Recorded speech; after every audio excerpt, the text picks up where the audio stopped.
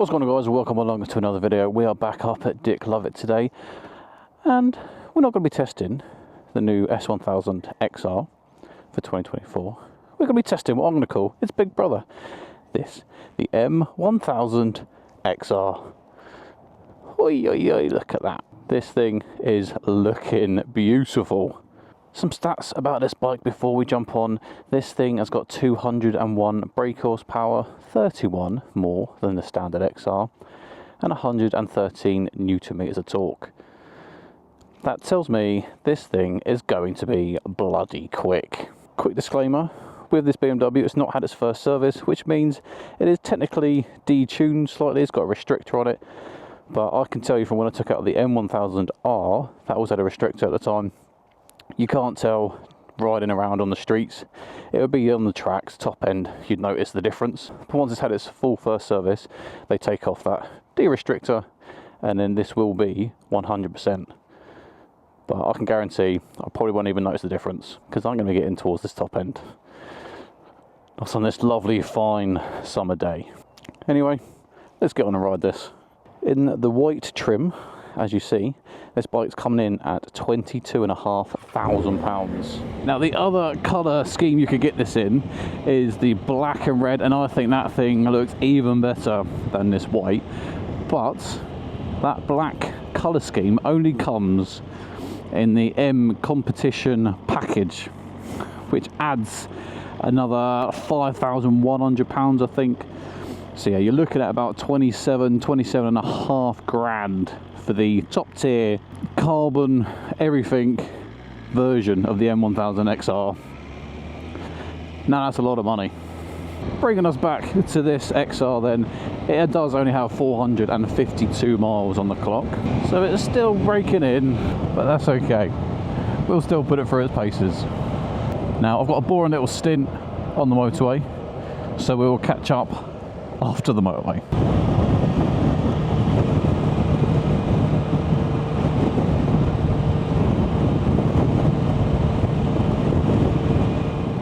Okay, so motorway riding, the windscreen is adjustable one hand, just with this little lever on the right hand side. You just move it forward and back.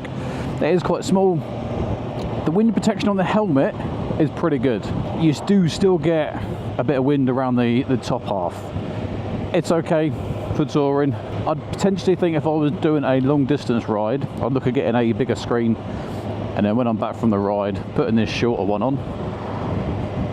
But for your everyday riding, the short one's fine, just for long distance. The other thing I can say without a doubt, even though I'm restricted to 8,000–9,000 RPM, this thing is blisteringly quick. Even in 6th gear, going 60, you just twist that throttle, and next minute you're doing 70, should we call it, Mr. Policeman. Definitely doing 70. For me, if you're of that aging demographic where the bent over sports bike position just isn't for you anymore, and you don't want to fully commit to the adventure touring bike, you still want that fun.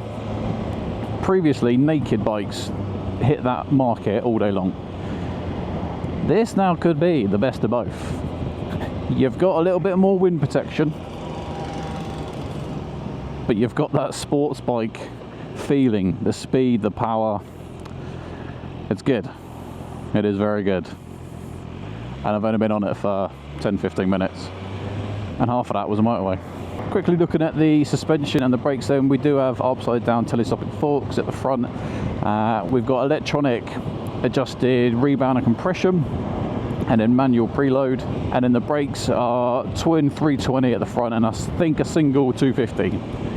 And I can tell you right now, the brakes on this are sharp, just how I like it. One finger braking, that's all you need, that's all the pressure, and this thing is coming to a stop. This thing will have you losing your license in no time. Looking at the ergonomics then of this bike, I'm 6'1", 115 kilos. I'm not short and I'm not small, and I fit this bike really nicely. It's a comfortable position, it's a relaxed kind of riding stance. I'm not pure upright and I'm not bent over, I'm just really comfortable, nice in the middle. The bend between my hips, knees and feet A really nice triangle position. There's not too much strain going on the knees or the feet. And with the seat, it's kind of like a bucket seat. Like I feel really sunken into the seat. I can feel the rear passenger seat kind of just touching the back of my bum, and my crotch is quite close to the tank, so there's not a whole lot of room to feel like I could maneuver around. It's kind of like once you sit, you're in it. That's it. So this is the twisty section I really like. Just over Chepstow, past the race course, and here we are. Remember, we've only got 450 miles on these tyres.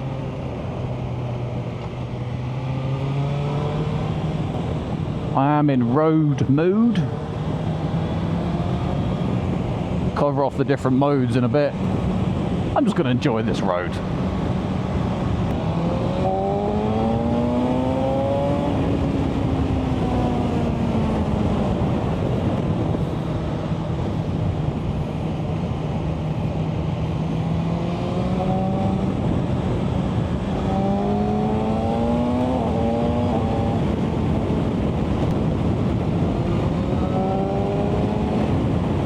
Okay, so a couple of things to note after that nice flowing section. This thing handles really nicely. You wouldn't expect anything else from BMW. The throttle response, the pickup, even in road, it's just super smooth. It just takes you where you need to go.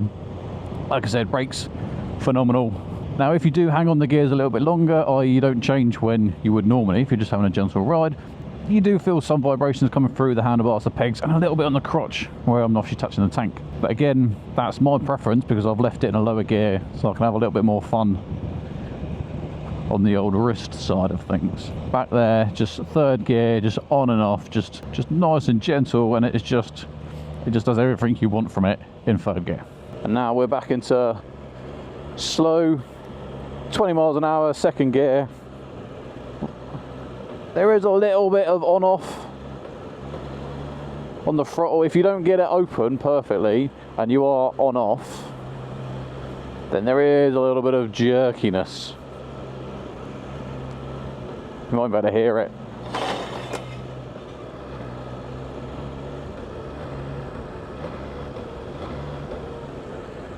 So I've put it in dynamic, and yeah, there is still that kind of on-off jerkiness, but like now I've got it open and I've got it 16, 17 miles an hour, and actually there isn't that jerkiness because it's open. But the good thing is, I haven't seen it this low on a bike before, I don't think.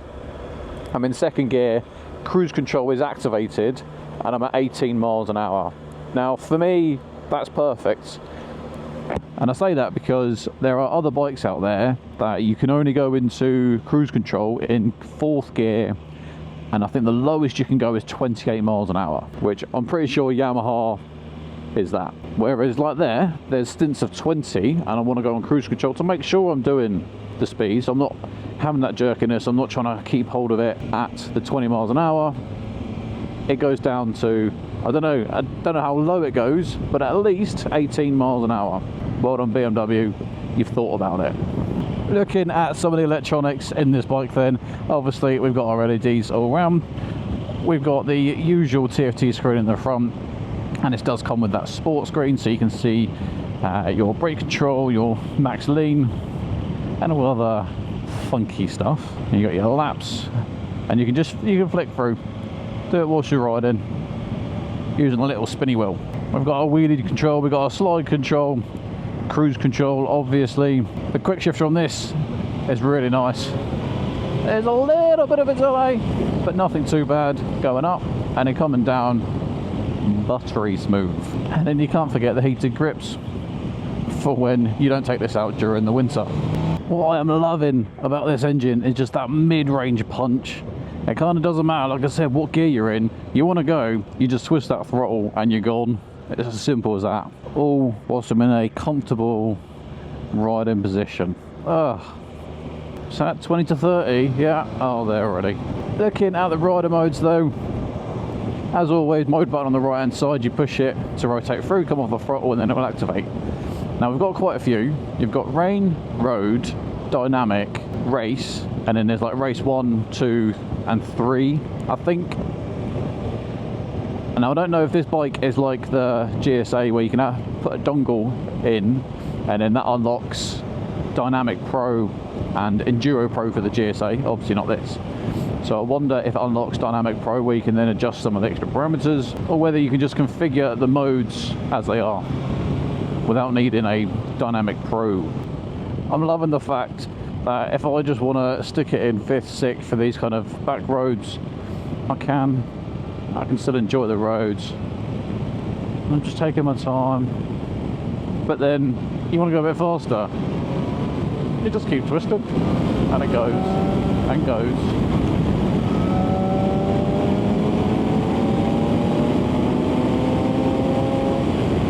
It just keeps going, and then you come to a corner, you touch the brakes, and you've stopped. BMW have done a fantastic job with this bike. The handling on this, slow speed, fast speed, it doesn't matter. This thing just flicks, so the flickability is really good. And it's surprising because it's not the lightest bike, coming in at 225 kilos I want to say. It's still up there, not the lightest, but you can't feel any of that weight. We've got a titanium acro can on back there, and when you start getting around the 4,000 or 5,000 RPM, it just opens up a lovely sound that comes from it. So much gravel on the road. The suspension does feel a little bit stiff for me, so I would have to get this set up properly and have a little play around, see what we can get out of it. Only really when we're on the faster flowing back roads do you notice it. When you're kind of doing like town speeds, it's not too bad. Could this well be the best sports tourer on the market today? Quite possibly. Let's find somewhere to pull over and have a little walk around. And here we go then, looking at this bike. I think you can probably tell already from the review that I love this thing. I think it looks really, really good. Everything from the styling, from the winglets, the nose, it just all works really well. Would I spend an extra £5,000 in getting it in black? No, I wouldn't, don't need to. This looks beautiful in the white, and it turns people's heads. Every time I've stopped and pulled over, people have been looking at this bike. I personally wouldn't drop an extra £5 for it, but I'm sure there's plenty of people out there that would. This is what I meant with the seat. Look how kind of sunken it is compared to the passenger front seat and then the front part of the tank. You really do feel like you're kind of in place and you ain't going anywhere. We do have a 20-litre fuel tank as well, so there's going to be plenty of miles in between stops. There's just now no need for that sports bike. Just get this, be comfortable on it, and then enjoy it. Being on the taller side for the seat coming in at 850mm. Remember, I'm 6'1", and I am not flat-footed either side. I can get one down, but not the other. Not far off, but you definitely feel the height of this bike. So if you are a little bit shorter, you might have to come and jump on and see if it fits you. Well guys, I hope you've enjoyed my full review on the M1000XR for 2024. If you have, give it a like. More importantly, subscribe to the channel. Plenty more BMWs and all other bikes coming very, very soon. Until the next time, ride safe.